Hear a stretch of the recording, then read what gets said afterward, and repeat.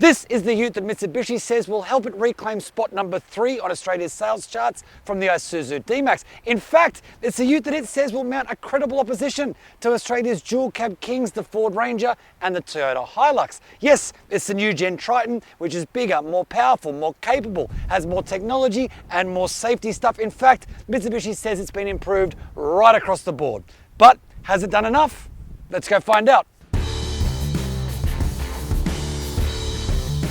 The Triton can be had as an entry-level GLX 4x2 or 4x4 before the range steps up to the GLX Plus 4x4, the GLS 4x4, and then tops out with the flagship GSR 4x4, all of which share the same diesel engine and 6-speed automatic gearbox, at least for now. The bad news? Every Triton model is more expensive, and not just by a little bit. We're talking between roughly $3,000 and $8,000 here. The cheapest Triton GLX model is a mix of utility and technology and features 17-inch steel wheels, cloth seats, vinyl flooring, a 7-inch driver display, and a second 9-inch multimedia screen with navigation, Android Auto, and wireless Apple CarPlay. Stepping up to the GLX Plus adds a rear diff lock, side steps, fog lamps, 17-inch alloys, LED brake lights, and tinted rear privacy glass. Springing for the GLS earns you Mitsubishi's Super Select 4-wheel drive 2 system, including its center differential and some added off-road functions. There are also 18-inch alloys, a tray liner, heated electric door mirrors, LED lights, a black grille, dual zone climate, and push-button start.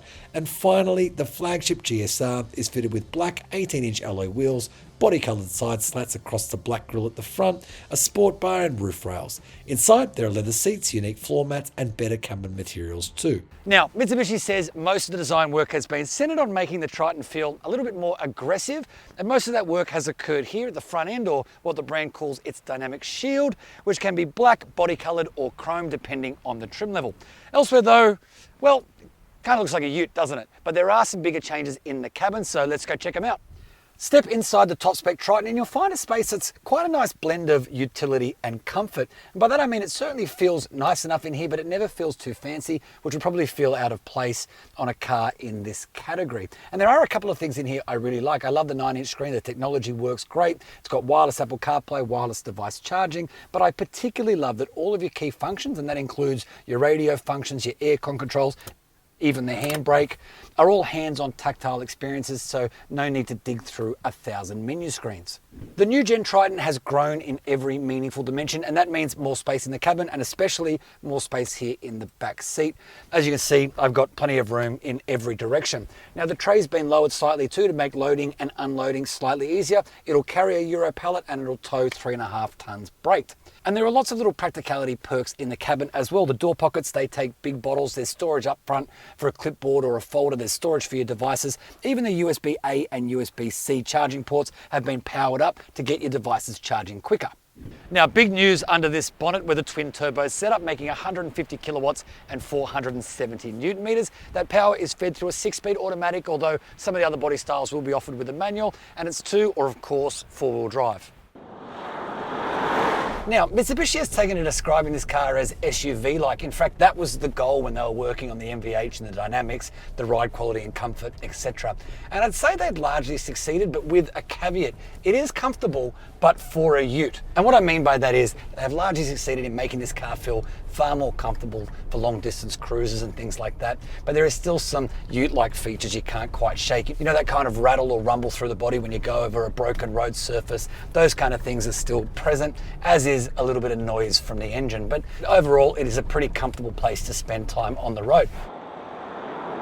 Now this is an off-road terrain park, but it gives you a pretty good cross-section of what you might expect to find wherever you tend to go adventuring, and that includes rocky climbs and descents, really deep ruts, all that kind of stuff. And I gotta say, this Triton has impressed across the board. It has done it all with absolute ease without really breaking a sweat. And another feature I quite like is you can swap from 2 high to 4 high on the fly without having to come to a complete stop. Of course, if you want to go to 4 low, you have to stop, put in neutral and engage it properly. So overall, I would say that Mitsubishi has definitely improved the Triton formula here. And the good part about that is it doesn't matter whether you want to go on the road or off it. It's kind of better at both. Triton's 4-wheel drive variant SIPA claims 7.7 litres per 100 kilometres on the combined cycle, with emissions pegged at 203 grams a kilometre of CO2. 2-wheel drive models are marginally more efficient though. There's now also a 17 litre AdBlue tank, which you'll have to top up.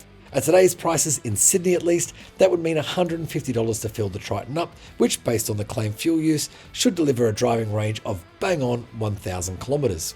Now, full credit to Mitsubishi for equipping even the cheapest Triton with a swag bag of safety stuff, including a centre airbag and an active safety kit that wouldn't seem out of place on a premium SUV. But for the full safety skinny, head over to carsguide.com.au for my full review. Like all Mitsubishis, the Triton is offered with a 10-year warranty and 10 years of cap price servicing, but you only get the full 10 if you service with Mitsubishi, otherwise it drops to 5 years and 100,000 kilometres. Servicing is required every 12 months or 15,000 kilometres, and the first 5 years are capped at $489 per visit. After that they go up, but your 10-year total should be $6,690. There's really no denying that this new Triton is a big step forward for Mitsubishi's ute. It looks better, it drives better, it is better than the model it replaces. Now remember to read my full review on this ute and on thousands of other vehicles. Head to carsguide.com.au.